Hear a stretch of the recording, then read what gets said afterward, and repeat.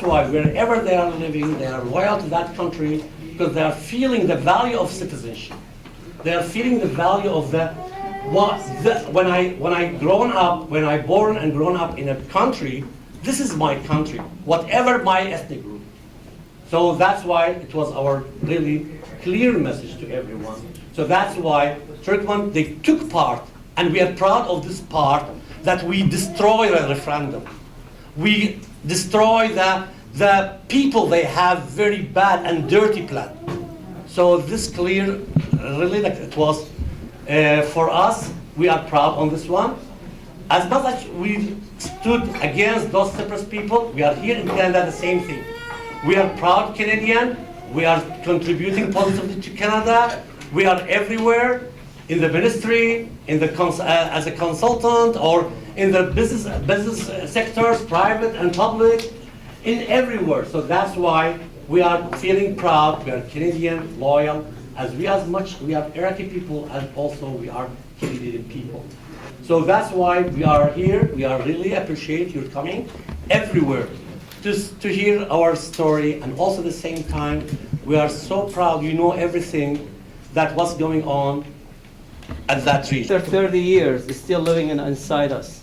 Every single Turkmen person or Iraqi person has someone given away for nothing. We're so lucky and grateful to be in this beautiful, lovely country, Canada. They opened their heart, they opened their arms for us, and they made us who we want to be, speaking fairly about what had happened to us, allowing us to have a community, allowing us to speak fairly and be free. This is our second land, but I call it Canada is my home. But our heart, no matter what happens, always going to be in Kirkuk, because that's where we were born. That's our native land.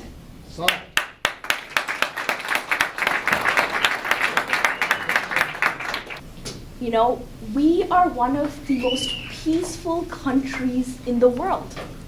How can we, as a country like Canada, have so many conflicting, complementing ideologies, ethnicities, skin colors, viewpoints, and yet live together in harmony, in peace? And it was that question that led me along the journey of volunteerism, that led me into politics, into governance, to try to really understand how do we maintain that peace here in this land when that peace is so elusive in other parts of the world. And the answer that I've really come up with till now, I'm sure it'll change going forward, is that it's not easy. It requires work. It requires building those connections, building that communication, building that respect, that inherent respect for humanity, for one another, and really understanding where the other is coming from.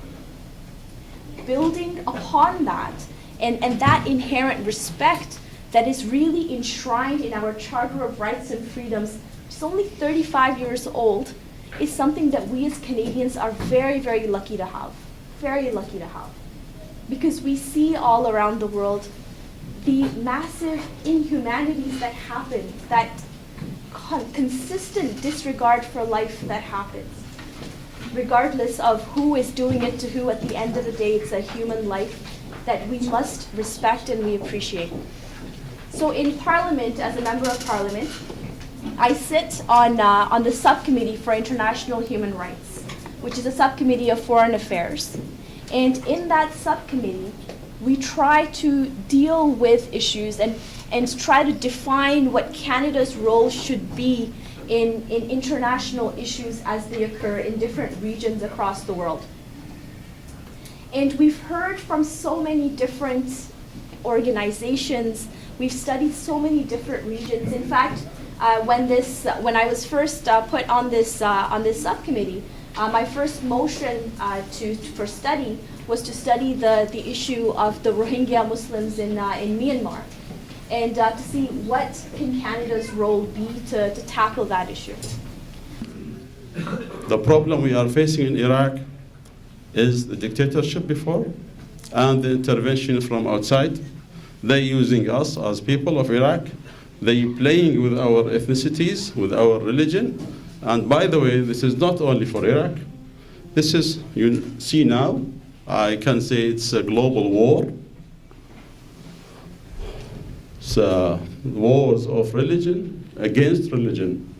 And anyone who just thinks a little bit or read a little bit from history, he will realize that the religion war is the most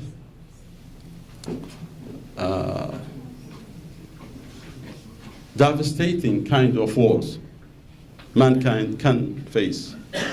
We are, since decades, now we are facing this problem, which has swallowed Libya and Nigeria, you see, Mali, and come to Egypt suffering from that, Syria, Yemen, Bahrain, Afghanistan before, Pakistan suffering from this, and before that in Chechnya, Dagestan, Yugoslavia.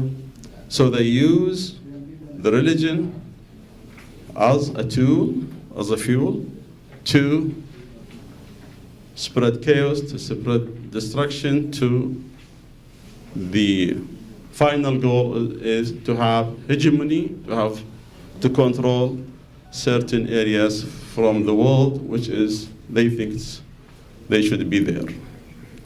I want to say, first of all, on behalf of the Premier of the province, the Honorable Kathleen Wynne, Mubarak, I salute and honor and celebrate all that you are doing as Canadians, as Turkmen, as Iraqis, and as my brother who is talking about the Deen and Al-Khalq, as a brotherhood of man across the world.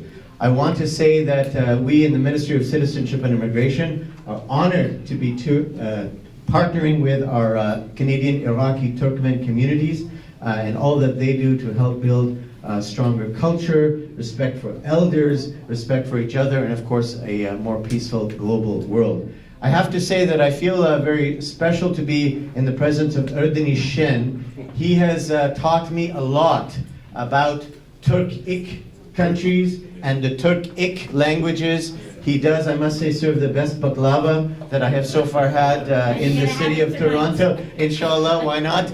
I also remember I was exchanging words with Abdul Karim Tab, our Excellency Ambassador. I had the opportunity actually of visiting a very long time ago Iraq. And of course we toured the Tigris and the Euphrates, as well as of course Baghdad and Mosul, and it was a very lovely time. It was still a peaceful time then. And so we, inshallah, look forward to going back once again when things are more settled and more peaceful, as they are here in Canada. I would like to thank to Canadian Iraqi Turkmen Cultural Association and its president Osama, dear brother Osama, for inviting me to this wonderful event.